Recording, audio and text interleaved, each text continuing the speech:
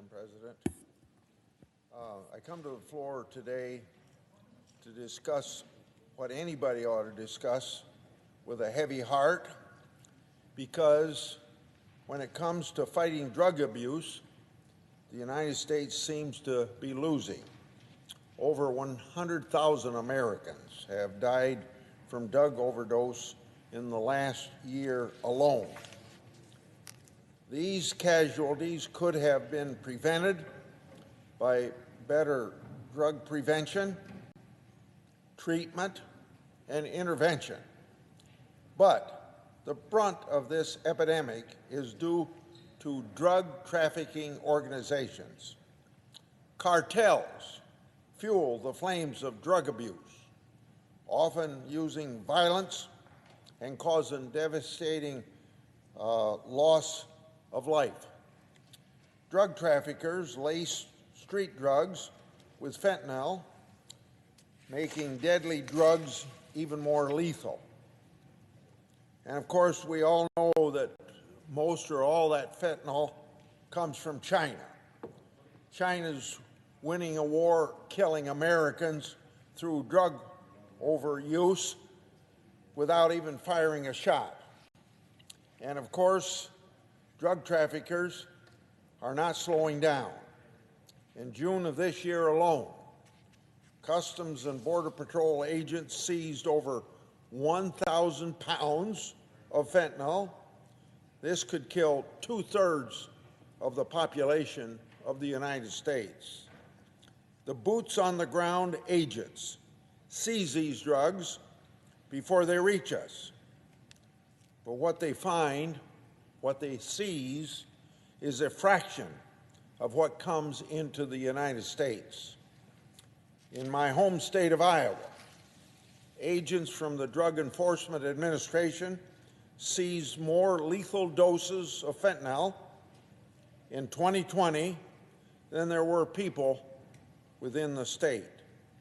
This means the Drug Enforcement Administration seized enough fentanyl to kill everyone in Iowa.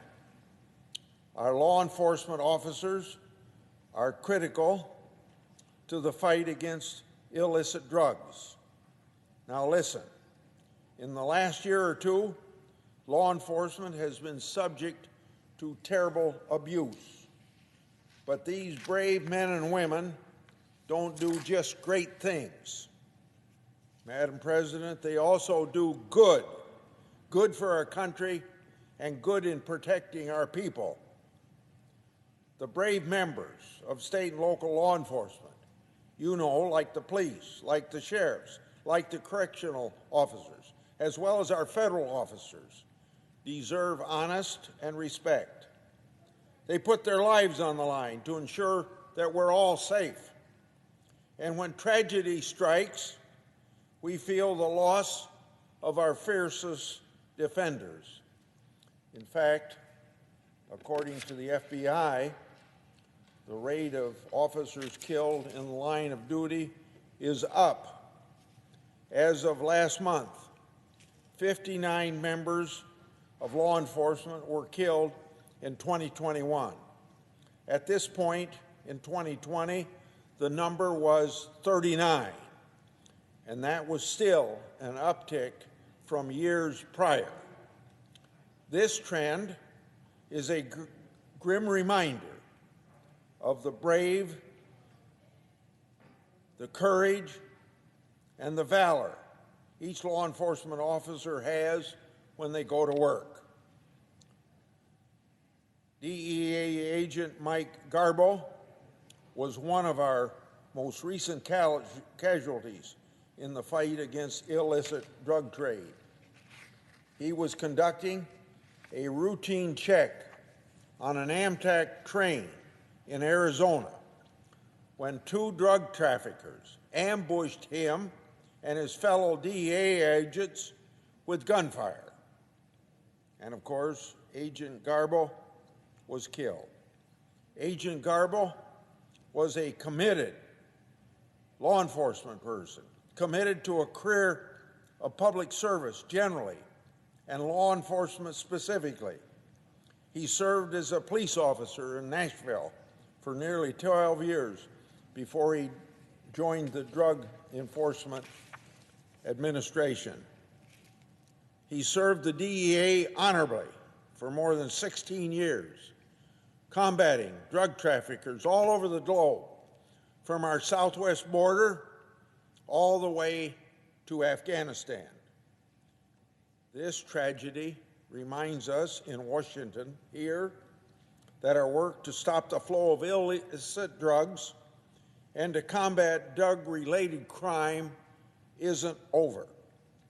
I support being tough on deadly drugs like fentanyl substances by pushing for permanently scheduling all fentanyl analogs. And I'm leading bipartisan effort to proactively control synthetic analogs and address the heightened threats of methamphetamine.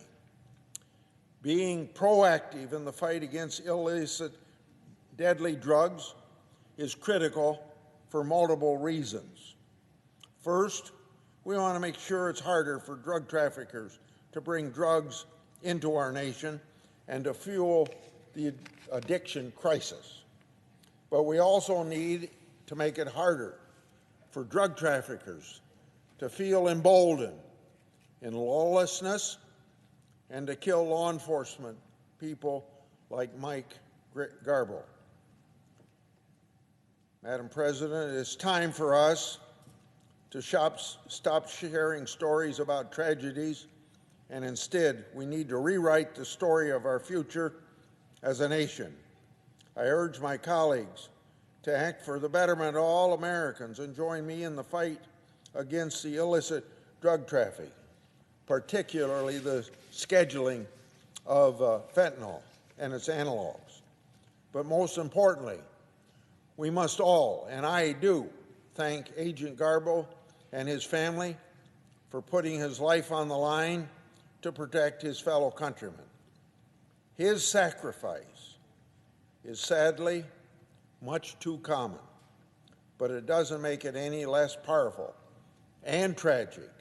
We'll continue to honor this man and those who follow in his footsteps as we fight the spread of illicitly dead drugs. Now, on another matter,